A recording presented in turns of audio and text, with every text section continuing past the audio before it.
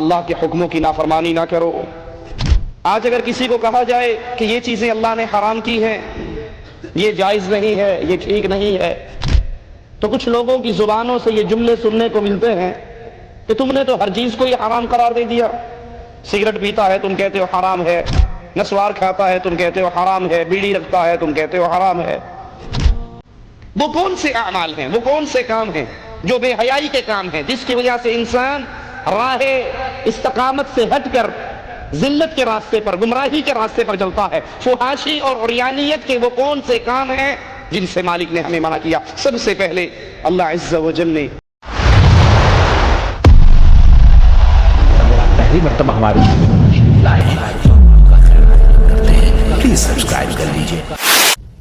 رسول اللہ صلی اللہ علیہ وسلم فرماتے ہیں کہ اللہ تعالیٰ نے اپنی کتاب میں جس کو حرام کہا وہ حرام ہے، جس کو حلال کہا وہ حلال ہے، اور جس کے بارے میں مالک نے سکوت فرمایا اس میں عافیت ہے۔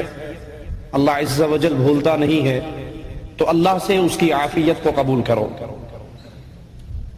مالک عز و جل ارشاد فرماتا ہے تلک حدود اللہ فلا تقربوها، یہ اللہ کی حدیں ہیں، ان حدود کے قریب نہ آؤ، یعنی ان کو نہ توڑو،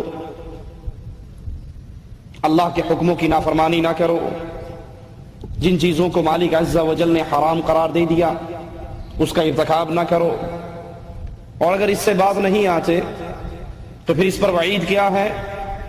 ارشاد باری تعالی ہے وَمَن يَعْصِ اللَّهَ وَرَسُولَهُ، جو اللہ اور اس کے رسول کی معصیت کرتا ہے، نافرمانی کرتا ہے، وَيَتَعَدَّ حُدُودَهُ، اس کی حدود کو توڑتا ہے، لانگتا ہے، يُدْخِلْهُ نَارًا، ایسے مجرم کو اللہ عز و جل جہنم کے اندر ڈالیں گے، آگ کے اندر ڈالیں گے، خالداً فیہا، جو ہمیشہ اس آگ کے اندر رہے گا، وَلَهُ عَذَابٌ مُّهِينٌ، اور اس کے لیے رسوا کر دینے والا، ذلیل کر دینے والا عذاب ہے۔ صحیح مسلم میں ہے رسول اللہ صلی اللہ علیہ وسلم فرماتے ہیں مَا نَهَيْتُكُمْ عَنْهُ فَاجْتَنِبُوهُ، جن کاموں سے میں نے تمہیں منع کیا ہے ان سے رک جاؤ، وَمَا أَمَرْتُكُمْ بِهِ، اور جن چیزوں کا میں نے تمہیں حکم دیا ہے فَافْعَلُوا مِنْهُ مَا اسْتَطَعْتُمْ، میرے جتنے حکم ہیں اپنی استطاعت کے مطابق ان حکموں کو بجا لاؤ، اور جن چیزوں سے میں نے تمہیں منع کر دیا ہے اس سے رک جاؤ۔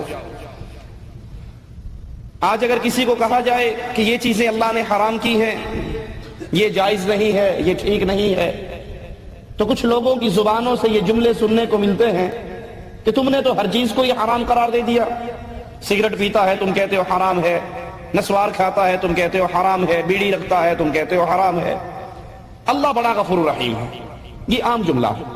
بجائے اپنے گناہوں پر توبہ تائب ہونے کے، بجائے اپنے گناہوں کو دیکھ کر اللہ کا ڈر پیدا کرنے کے، جواب کیا ملتا ہے کہ اللہ بڑا غفور رحیم ہے، اللہ بڑا رحمان الرحیم ہے، اللہ بڑا معاف کرنے والا ہے۔ اللہ غفور الرحیم ہے، اس میں کوئی شک نہیں، اور یہ اللہ کی مہربانی ہے کہ اس نے حلال و حرام ہمارے سامنے واضح کر دیا ہے، کوئی چیز چھپی بھی نہیں۔ اللہ کے نبی نے آ کر قیامت تک آنے والی انسانیت کے لیے ہدایت کے راستے بیان کر دیے۔ یہ اللہ غفور ہے، یہ اللہ رحمان ہے، یہ اللہ رحیم ہے، جس نے اپنے بندوں کو جائز اور ناجائز، حلال اور حرام، ان باتوں کو خفیہ نہیں رہنے دیا۔ اب اگر اللہ کی طرف سے آئی ہوئی ہدایت کے باوجود ہم اس ہدایت کی راہ پر نہیں چلتے تو پھر یاد رکھیے کہ اللہ کی پکڑ بڑی شدید ہے۔ ہم اللہ کے عاجز بندے ہیں، ہم نے اللہ کے حکم کو مان کر اپنے سروں کو جھکانا ہے۔ حلال و حرام کا اختیار کسی آدمی کے پاس نہیں ہے، یہ عرش والے اللہ نے اپنی شریعت میں بیان کر دیا ہے۔ مالک خود بیان فرماتا ہے وَيُحِلُّ لَهُمُ الطَّيِّبَاتِ، اللہ نے تمہارے لیے پاک چیزوں کو، طیب چیزوں کو، پاکیزہ چیزوں کو حلال کیا ہے۔ وَيُحَرِّمُ عَلَيْهِمُ الْخَبَائِثَ، اور اللہ نے خبیث چیزوں کو تمہارے لیے حرام کیا ہے۔ پاک چیزیں حلال ہیں، خبیث چیزیں حرام ہیں۔ ابو داؤد میں ہے رسول اللہ صلی اللہ علیہ وسلم فرماتے ہیں ان اللہ حرم، مالک نے حرام کیا بیع الخمر، شراب کی تجارت کو، والمیتۃ والخنزیر والاصنام، مردار، خنزیر اور بتوں کی خرید و فروخت کو اللہ نے حرام قرار دیا۔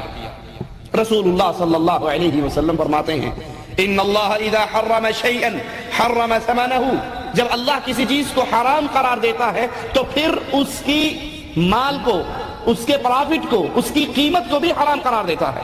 جب کوئی چیز حرام ہے، خنزیر حرام ہے تو اس کا تجارت کرنا وہ بھی حرام ہے، مردار حرام ہے تو اس کی تجارت بھی حرام ہے، بت فروشی، بتوں کی پوجا یہ حرام ہے، اس کی تجارت بھی حرام ہے۔ رسول اللہ صلی اللہ علیہ وسلم فرماتے ہیں کہ جب اللہ تعالیٰ کسی چیز کو حرام قرار دیتا ہے تو اس کے پیسے کو بھی، اس کی تجارت کو بھی مالک حرام قرار دیتا ہے۔ آئیے اللہ عز و جل کے اس حکم پہ غور کیجئے جو مالک فرما رہا ہے وَلَا تَقْرَبُوا الْفَوَاحِشَ مَا ظَهَرَ مِنْهَا وَمَا بَطَنَ، کہ تم بے حیائی کے قریب نہ جاؤ، جو ظاہر ہے جو خفیہ ہے، خفیہ اور ظاہر ان دونوں طرح کی بے حیائیوں سے دور ہونے کا اللہ عز و جل نے ہمیں حکم دیا ہے۔ وہ کون سے اعمال ہیں، وہ کون سے کام ہیں جو بے حیائی کے کام ہیں، جس کی وجہ سے انسان راہ استقامت سے ہٹ کر ذلت کے راستے پر، گمراہی کے راستے پر چلتا ہے؟ فحاشی اور عریانیت کے وہ کون سے کام ہیں جن سے مالک نے ہمیں منع کیا؟ سب سے پہلے اللہ عز و جل نے اہل ایمان کو زنا کاری سے منع کیا، اور یہ زنا بہت بڑی فحاشی ہے، بہت بڑی بے حیائی کا کام ہے، کیونکہ شریعت کے مقاصد میں سے ایک مقصد یہ بھی ہے کہ انسان کی عزت اور انسان کی نسل محفوظ رہے، اس کا سلسلہ نسب محفوظ رہے، اس کی عزت محفوظ رہے۔ اسی لیے زنا کی حرمت کا اعلان کرتے ہوئے مالک کی ارشاد پہ غور کیجئے، اللہ عز و جل فرماتا ہے وَلَا تَقْرَبُوا الزِّنَا، زنا کے قریب بھی نہ جاؤ۔ یہ نہیں کہا کہ زنا نہ کرو، زنا کے قریب بھی نہ جاؤ۔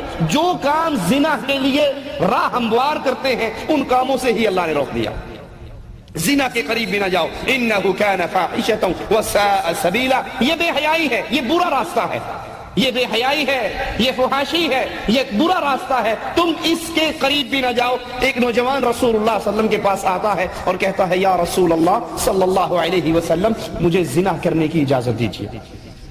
صحابہ کرام بڑے غصے سے اس شخص کو دیکھتے ہیں، اس نوجوان کو دیکھتے ہیں، بڑی انہیں غیرت آتی ہے، لیکن قربان جائیے رسول اللہ صلی اللہ علیہ وسلم پر آپ سے پیارا معلم بھی اور کوئی نہیں ہے۔ اب ہر فیلڈ میں کمال ہے، ہر فیلڈ کے اندر، ہر میدان کے اندر اللہ کے نبی روشنی کا مینارہ ہے ہمارے لیے، تعلیم دینے کے لیے بھی اللہ کے نبی صلی اللہ علیہ وسلم کی زندگی ہمارے لیے بہترین اسوہ حسنہ۔ آپ اسے قریب بلاتے ہیں، کہتے ہیں کیا تو اپنی ماں کے لیے زنا پسند کرتا ہے؟ وہ کہتا ہے قربان جاؤں آپ کر، اللہ کی قسم میں اپنی ماں کے لیے اس کو پسند نہیں کرتا۔ فرمایا لوگ بھی اپنی ماں کے لیے پسند نہیں کرتے، تو اپنی بیٹی کے لیے پسند کرتا ہے؟ کہا اللہ کی قسم آپ پر قربان جاؤں میں اپنی بیٹی کے لیے زنا کو پسند نہیں کرتا۔ فرمایا لوگ بھی اپنی بیٹیوں کے لیے پسند نہیں کرتے۔ کہا تو اپنی بہن کے لیے پسند کرتا ہے؟ کہنے لگا قربان جاؤں آپ پر اللہ کی قسم میں اپنی بہن کے لیے پسند نہیں کرتا۔ کہا کیا تو اپنی پھوپھی کے لیے پسند کرتا ہے؟ کہا قربان جاؤں اللہ کی قسم میں اس کے لیے پسند نہیں کرتا۔ فرمایا لوگ بھی اپنی بہن، اپنی بیٹی، اپنی پھوپھی، اپنی خالہ، اپنی ماں کے لیے اس عمل کو پسند نہیں کرتے۔ کیا معنی کہ تو جس سے بھی بدکاری کرے گا وہ کسی کی ماں ہو سکتی ہے، وہ کسی کی بہن ہو سکتی ہے، وہ کسی کی بیٹی ہو سکتی ہے، وہ کسی کی پھوپھی اور خالہ ہو سکتی ہے۔ جیسے تیری غیرت گوارا نہیں کرتی اس طرح لوگوں کی غیرت بھی گوارا نہیں کرتی۔ اللہ کے نبی نے اس کے سینے پر ہاتھ رکھا، پھر اللہ سے دعا کی اللہ اس کے سینے کو پاک کر دے، اس کی شرمگاہ کو محفوظ کر دے۔ اب جب یہ داخل ہو رہا ہے رسول اللہ صلی اللہ علیہ وسلم سے اجازت لینے کے لیے تو کہتا ہے اللہ کی قسم اس وقت مجھے سب سے زیادہ پیاری چیز زناکاری تھی، لیکن جب اللہ کے نبی کی مجلس سے اٹھا میرے نزدیک سب سے گندی چیز زنا تھا۔